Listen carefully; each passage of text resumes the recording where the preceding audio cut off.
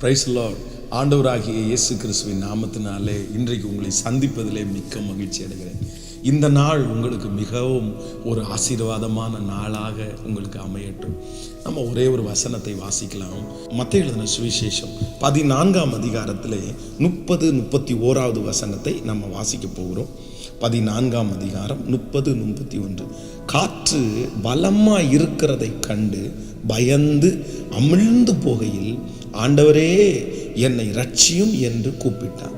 உடனே இயேசு கையை நீட்டி அவனை பிடித்து, அற்ப விசுவாசியே, ஏன் சந்தேகப்பட்டாய் என்றார். நன்றாய் கவனிங்கள் ஆண்டவருடைய பிள்ளைகளே. இந்த இடத்திலே ஆண்டவராகிய இயேசு கிறிஸ்து கடலின் மேல் நடந்து வருகிறார். அப்பொழுது படகுலே பேதுரு இருக்கிறார். அவர் சொல்லுகிறார், ஆண்டவரே நீரே ஆனால் நானும் இந்த கடலில் நடந்து வரட்டுமா அப்படின்னு கேட்ட உடனே கர்த்தர் சொல்லுகிறார், தாராளமா வா அப்படின்னு ஆண்டவர் கூப்பிட்டார். உடனே ஆண்டவரை நோக்கி பிரயாணம் பண்ணின அந்த மனுஷன் கப்பலிலிருந்து இறங்கி இப்பொழுது கடலிலே நடக்க ஆரம்பிக்கிறான். கொஞ்ச தூரம் அவன் ரொம்ப அழகாய், ஐயோ நானும் கடலில் நடக்கிறேனே, அவனுக்கு ரொம்ப ஆச்சரியமாக இருக்குது, பிரமிப்பாக இருக்குது. அவன் இதுவரையிலும் கடந்து போகாத, யாருமே செய்யக்கூடாத ஒரு பாதையிலே ரொம்ப அழகாய் கடந்து போகிறான்.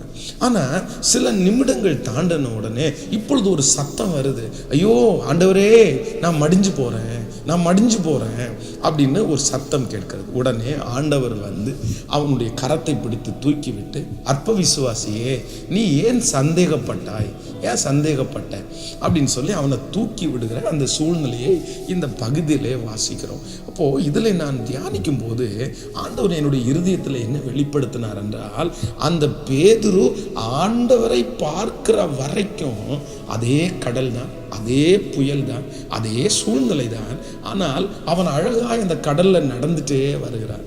ஆனால் எப்பொழுது ஆண்டவரை பார்க்கிறதை நிறுத்திவிட்டு பக்கத்தில் வர்ற தண்ணி, காற்று, அந்த அலையை எப்பொழுது பார்க்க ஆரம்பித்தானோ அப்பொழுது கொஞ்சம் கொஞ்சமாய் அந்த தண்ணீரிலே மூழ்கிறதை நம்ம பார்க்கிறோம். அப்போ ஆண்டவருடைய பிள்ளைகளே, இன்றைக்கு சத்தத்தை கேட்டுக்கொண்டிருக்கிற உங்களுடைய வாழ்க்கையிலே ஒரு நாள் நீங்கள் ஆண்டவரை பார்த்து நீங்கள் பிரயாணம் பண்ணி இருக்கலாம். வேற எந்த இடத்துல நீங்க டவுட் படலை, பரவாயில்ல, என்ன சூழ்நிலை வந்தாலும் கர்த்தர் என்ன நடத்துவார், கர்த்தர் என்ன பாதுகாப்பார், உங்களுக்கு நிறைய அற்புதங்கள் நடக்கலாம். ஆனா சமீப காலமாய் அலைகள் பக்கத்தில் வந்துருச்சு, இரைச்சல் பக்கத்தில் வந்துருச்சு.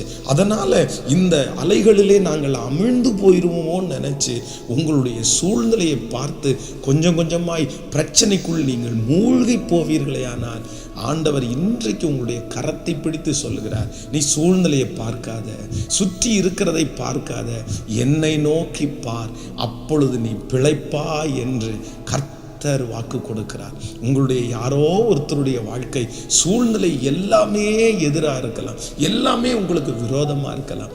ஆனால் நான் நம்புகிறேன், உங்களை அழைத்த தெய்வம், உங்களை வா அப்படின்னு கூப்பிட்ட தெய்வம், இந்த விசுவாச வாழ்க்கையிலே காலடி எடுத்து வைப்பதற்கு எங்கேயோ இருந்த உங்களை தெரிந்து கொண்ட தெய்வம் சொல்லுகிறார், சூழ்நிலையை பார்க்காதே, என்னை மாத்திரம் பார்.